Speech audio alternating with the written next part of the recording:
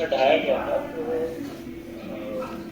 शिवसेना का प्रदेश का प्रमुख था और मैंने 84 में बाबरी ढांचा ढहाने का और राम मंदिर बनाने का प्रण किया था और वर्तमान में उस केस का वो आरोपी था, अभी मुक्त हुआ 3 साल 2-3 साल पहले 20 में शायद वो फैसला आया कि उसमें मैं मुक्त हुआ हूँ।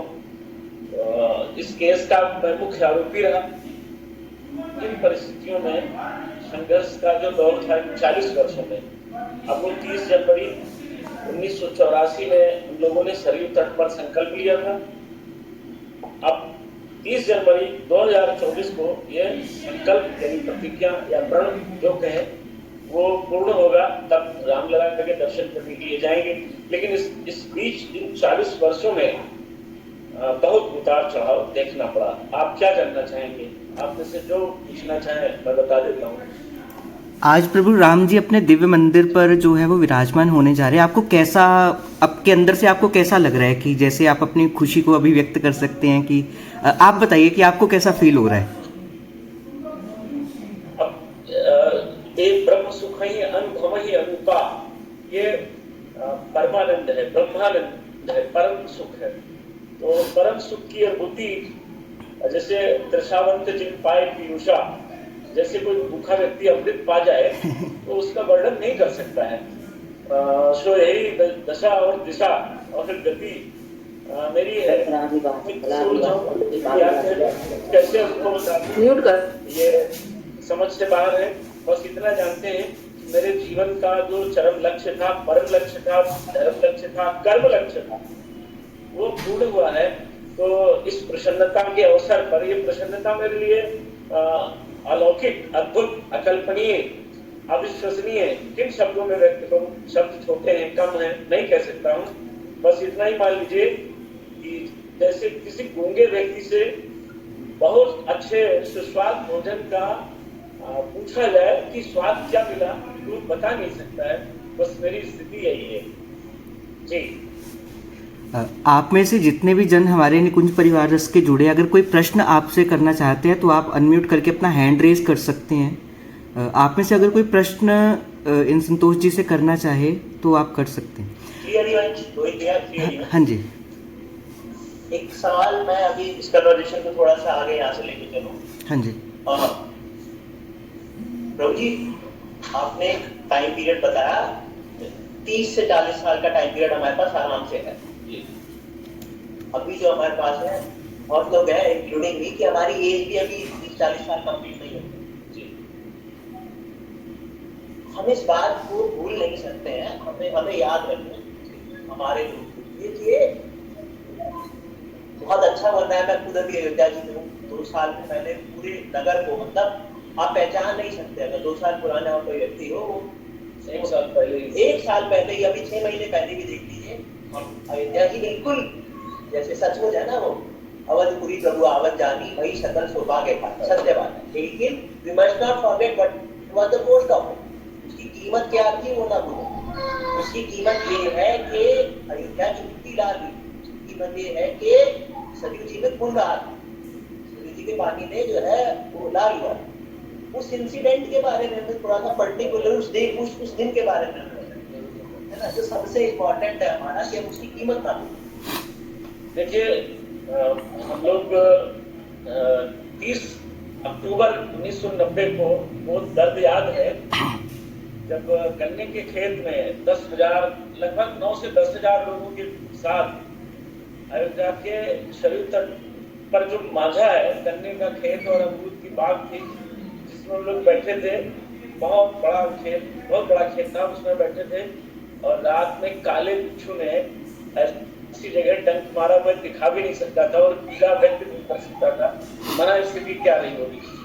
लेकिन सुबह ही राम जन्मभूमि पर पहुंचना था, कार सेवा हेतु पहुंचना था, तो ऐसी हनुमान जी की कृपा थी कि वो दर्द बहुत हल्का पड़ गया। पीड़ा तो थी, और ये चुनौती जो सामने थी कि परिंदा भी पर नहीं मारेगा, अयोध्या से कार से इस चुनौती का सामना करने के लिए वहां पहुंचना जो, तो इस आकांक्षा के साथ आए थे। सिर्फ आपके साथ और भी कुछ खेलते हुए हम लोग ढांचे पर तो चढ़ गए, भगवा ध्वज मतलब अपना जो कंधे पर गमछा था वो गुंबदों पर बांध तो दिया गया, लेकिन हाथ में कुछ नहीं था। ये बड़ा मलाल था। एक साधु का पुराना चमटा और एक अदद तलवार, जिससे ढांचे को तोड़ा नहीं जा सकता था। नीचे गोलियां चल रही हैं। यानी वो जो नमाजवादी विचारधारा के लोग थे, यानी जो वामपंथी विचारधारा के लोग थे, लेफ्ट राइट वाला जो मामला होता है, वो जो लेफ्ट लोग थे, वो उस मीडिया के लोग जो अपमानित कर देते, तो उस त्रिशूल से धर्म चिन्ह से उन अधर्मों को रोकना जरूरी था। उनके कैमरे, मतलब ये था कि एक फोटो नहीं खींचेगा और बाबरी ढांचा नहीं बचेगा। ये संकल्प का कोई बाहर हमारी बात नहीं जाने पाएगी, देश का अपमान नहीं होने देंगे। वो बहुत प्रसन्न हुए, उन्होंने कहा गुड आइडिया, वाह ब्रिलियंट आइडिया, आप मुझे विश्वास हो गया है, आप काम कर ले जाओ। फिर उन्होंने हमें सारी चीजें जो कहा था वो एक सप्ताह पहले ही अयोध्या उपलब्ध करा दी गई सारी चीजें। ये 5000 लोगों के लड़ने का ये शस्त्र सज्जा सामान सब उपस्थित हुआ हमारे पास। और देवराम दास वेदांती, महंत देवराम दास वेदांती के आश्रम में और 5 दिसंबर की रात में सबको शाम को इकट्ठा होना था। सबको चिट्ठियां जा चुकी थी। इसके लिए एक 7-8 दिन का एक कैंप चलाया गया था चित्रकूट में, अनसुईया आश्रम में, जहाँ एक मामा जी बड़े अच्छे व्यक्ति थे, वो माता कौशल्या के जनपद के थे। तो वो ये तय हुआ था कि वो रस्सा फेंकना सिखाएंगे। वो पहाड़ के रहने वाले थे, तो उनको बहुत जानकारी थी। तो 7-8 लोगों को ये रस्सा फेंकना सिखाया गया था। वो ट्रेनिंग दिलाई थी उन्होंने। और उसके बाद 5 दिसंबर को सारे लोग अयोध्या में देवराम दास वेदांती जी के यहाँ इकट्ठे हो गए। 1000 महिलाएं, लगभग 4000 पुरुष। रात में भोजन पानी के बाद उन दिनों रामायण समाप्त हुई थी, रामानंद सागर की रामायण। वो एक भजन बड़ा लोकप्रिय था। उसमें माता सीता और मंदोदरी के बीच का जो अंतिम द्वंद्व था, युद्ध का दौर और द्वंद्व जो चल रहा था, मन स्थिति, वंदनीय रविंद्र जैन जी का वो भजन, बस एक रात की एक कहानी है सारी, बस यही रात अंतिम, यही रात भारी। तो ये भजन चल रहा था, तो हम लोग एक दूसरे से गले मिल रहे थे, हंसना रोना सब हो रहा था। इनमें से कौन कल बचेगा, कौन मरेगा। आपस में सब तय हो गया था कि हम में से कोई नहीं बचेगा। हम बचे ना बचे, लेकिन बाबरी ढांचा नहीं बचना चाहिए। बिना उसके हटे मंदिर बन नहीं सकता है। इस दृढ़ संकल्प के साथ पूरी रात हम लोग सोए नहीं, खूब रोए, भावुक हुए, बहुत सारे क्षण आए जब ईश्वर के अलावा कुछ दिखा नहीं। ब्रह्मदत्त जी रात में 1:30 बजे आए। उनके साथ एक बड़े नेता थे, संघ परिवार के राष्ट्रीय नेता थे। उन्होंने हम लोगों को देखा तो बड़ा आश्चर्य। उन्होंने पूछा, भाई सोए नहीं? तो मैंने बताया कि भैया आप सोना क्या है, हमारे जीवन का परम और चरम। उनको शायद ये लगा होगा कि ये बचेंगे नहीं, ये सब बच्चे, ऐसा मन में हो सकता है, भाव आया हो, तो बड़े भावुक हो गए। और जैसे कोई व्यक्ति अंतिम विदाई देता है, इस तरह उनके मनोभाव में मैंने पढ़ा। उन्होंने कहा कि कोई बात नहीं है, कल मिलते हैं, मंच पर रहूंगा। वो चले गए और देवराम दास वेदांती जी आए। उन्होंने कहा कि सारे भाइयों, ललकारा उन्होंने, हतो वा प्राप्त स्वर्गम जित्वा मोक्ष से महीम तस्मात् दृष्टकम ते युद्धाय निश्चया। ये गीता की लाइन उन्होंने दोहराई, यानी कि मारे जाओगे इस युद्ध में तो स्वर्ग के दाता राम के साथ रहने का अवसर मिलेगा। स्वर्ग के दाता राम, वहां जाओगे। वैकुंठाधिपति स्वयं श्रीमन नारायण, और जीवित रहे तो अपनी आंखों से प्रभु राम का भव्यता मंदिर बनता देखेंगे। और हम भी एक रामशिला की तरह उस मंदिर में लगेंगे। इसलिए समर मरण को निशुर सर तीरा, राम काज लग छूटे शरीरा। ये भाव उन्होंने व्यक्त किया, जिससे हम सभी और उत्तेजना से भर गए, ओज तेज इन सबसे भर गए। अब सुबह हम लोग बाल भोग यानी नाश्ता, ब्रेकफास्ट 9 बजे 9:30 बजे करके वहां से निकले। और हर 50 मीटर पर तय हुआ था एक टीम बनी, 17 टीम बनाई गई। राम जन्मभूमि को चारों तरफ से घेर करके ये तय हुआ था हमारी टीम में। दुर्गा पहलवान से उनकी आवाज बहुत दूर तक जाती थी। वो हर हर महादेव का नारा लगाएंगे, फिर तलवारधारी सबको डराकर हटा देंगे और फिर हम लोग ढांचे की ओर कूच कर देंगे, चढ़ जाएंगे, तोड़ देंगे। ये सिर्फ योजना थी। वहां जैसे ही हम लोगों ने ये काम दुर्गा पहलवान ने शुरू किया 11:30 पौने 12 जो टाइम रहा हो। फिर तो कैमरे भी चमकने लगे, तलवारों ने अपना काम किया। कुछ और लोग आए, कुछ अधिकारी थे यहाँ के, एडीएम रामलला थे, उमेश तिवारी जी मुझे व्यक्तिगत जानते थे, वो आए, उन्होंने कहा संतोष क्या कर रहे हो? तो मैंने उनको बताया तलवार दिखाते कि भैया आज मेरे रास्ते में यदि मेरे पिताजी भी आ जाएंगे तो उनके भी 2 टुकड़े होंगे। इस समय हमारा मन मस्तिष्क युद्ध में मरने मारने वाले योद्धा का हट जाइए आगे से, उनको लगा खतरा हो जाएगा और वो भाग खड़े थे। फिर वो जो लोग रोक रहे थे, राष्ट्रीय स्वयंसेवक संघ के लोग थे, पुलिस के कुछ जवान, सब भाग खड़े थे। अंत में तो सबके मन में था राम मंदिर बनाना, उनका भी लक्ष्य था। पुलिस वाले भी तो राम मंदिर चाहते थे, स्वयंसेवक संघ भी चाहता था कि मंदिर बने, तो सब भाग खड़े हुए। और जब हम लोग रस्सा फेंका गया, भाई रविशंकर पांडे जी और साथियों ने, दिग्विजय नाथ चौबे जी, वही राधा रमण त्रिपाठी जी और इन सब लोगों ने, जब आप प्रकाश सिंह सबसे उसमें शक्तिशाली व्यक्ति थे, तो उन लोगों ने रस्सा फेंका और फंस गया उसमें, तो सब लोग चढ़ने लगे। फिर कोई बैरिकेडिंग से, कोई इससे, कोई बगल में नीम का पेड़ था, कोई दीवारों से, यानी हर ढांचे पर 150-50 लोग चढ़ गए। और वहां गैती जो बगल में ठूस रखी थी या जो हथौड़ा ले रखा था, फिर उनका काम शुरू हुआ। और इस तरह पहले 1 टूटा, फिर 2 टूटा, और तीसरे गुंबद को तोड़ते समय वो टूट ही चुका था।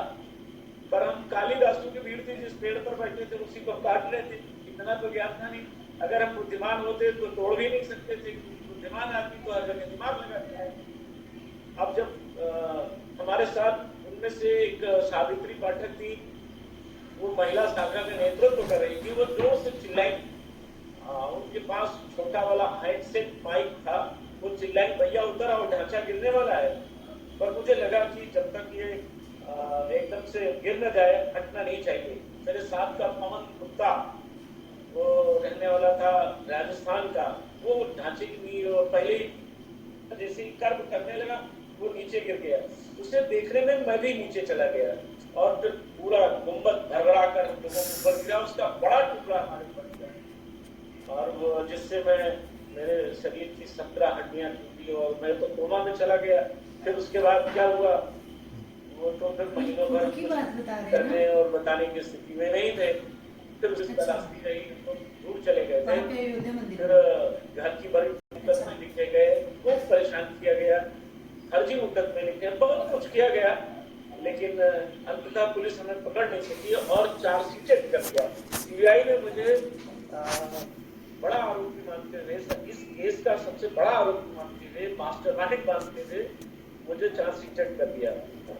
इसमें लगभग 28 साल मुकदमा चला, जिसमें अपने पैसे से ही सारा काम करना पड़ा। ना तो जिस दल में मैं था, शिवसेना, उसने भी मेरा कोई सहयोग नहीं किया।